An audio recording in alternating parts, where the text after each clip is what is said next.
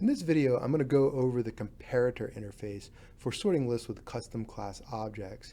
And in the last video, I did the comparable interface, and you might be thinking, what's the difference? So I'm going to go over some of those differences in this video.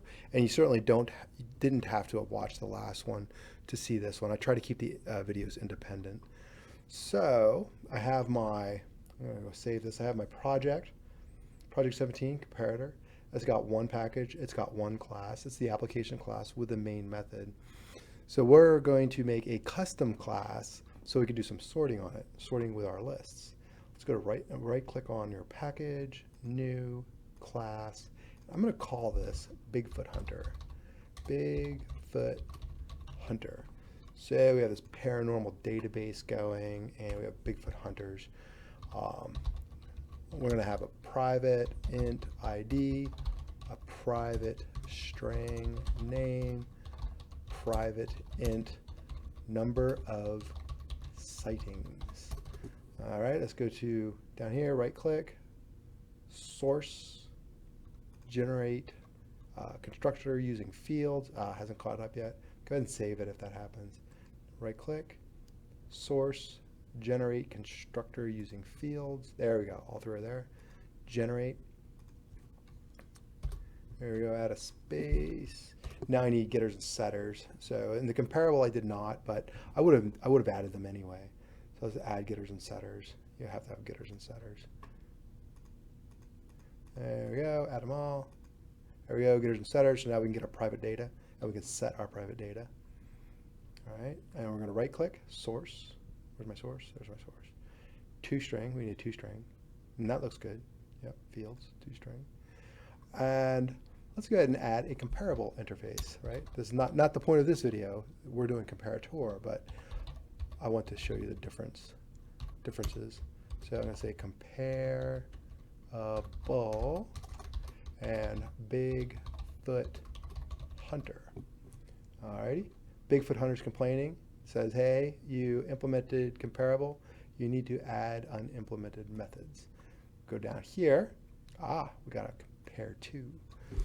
All right, so this is going to be the natural sorting order of your class, and we'll do it on ID. All right, so we'll say if this ID is greater than OID, return 1, else if this ID is less than OID, return -1, and if it's not greater or less than, it must be equal to, return 0. All right, now let's save it all. We have our custom class, and we do have a comparable interface, so we can do some sorting, but we want to do custom sorting. We want to do different types of sorting too. So let's get the regular sorting up and running. Array list, Bigfoot. No proposals. Bigfoot Hunter, AL for array list, new array list, open close brackets, open close parentheses, Control-Shift-O to import. Let's add some hunters. Right, so we'll say new Bigfoot Hunter, and we'll make the ID 101. We'll make the name Pete, that's my name, and 17 sightings that I reported. All right, let's just copy this. Copy that. There we go, Control-C, Control-V, Control-V. And we'll make this second one, the ID will be 500. Let's see, Bigfoot, so we'll need a Merle. There we go, 17.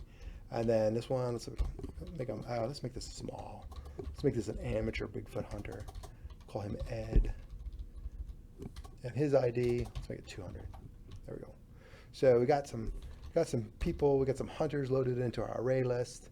We could do our sort. I'm going to do Control-C by using collections, sort, AL. All right, and then let's print it out. AL.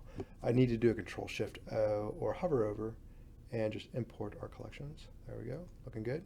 So now, since we added the comparable, we're going to be able to search on ID because compare to is going to get called, and we did our ID for, I keep saying search, I meant sort. We're going to sort on our ID.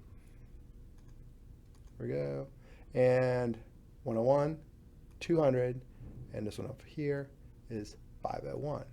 Now your boss says, hey, we need to sort on sightings, right? But if you go back here, if you go back to your Bigfoot Hunter and you change this, anybody else who uses this class is going to be really, really mad at you because you're going to ruin all their code. Chances are they're going to have unit tests and the build will break and it'll be blamed on you and everybody will know. So we got to do something else. We can't do that. We can't use this. We got to just keep it there. Keep it the way it is. All right, we're going to come down here and we need to sort on sightings.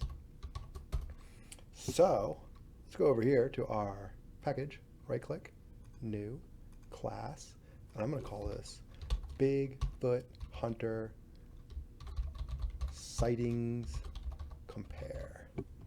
Alrighty, now I don't have to worry about that. Nobody's using it. I just created it. I'm going to do my implements, Comparator. There we go. There's my O. And this is Bigfoot Hunter. Sometimes that causes some people some problems. If you make the name too close, then it starts getting confusing. You know, like comparable and comparator, right? There we go. Added my comparable. Also, or comparator. Also notice comparator is in the utils class. And Bigfoot Hunter, if we go over here, when we added that comparable, we didn't get anything imported because this is in the Java lang. So that's another difference between comparator and comparable.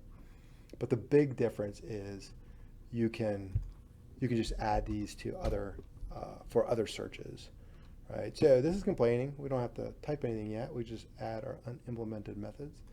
Get rid of that. I'm gonna do that on myself, and I'm gonna search on sightings. So I'll say O1 get. I have to do the get number of sightings because we're outside of our Bigfoot class. Right, O2, get number of sightings. There we go. And return, in this case, we'll return 1. I'm going to cheat a little bit. There we go.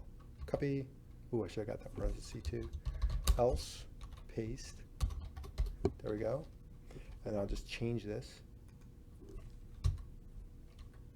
What do I want? I want lowercase, or what do you call it, the less than sign.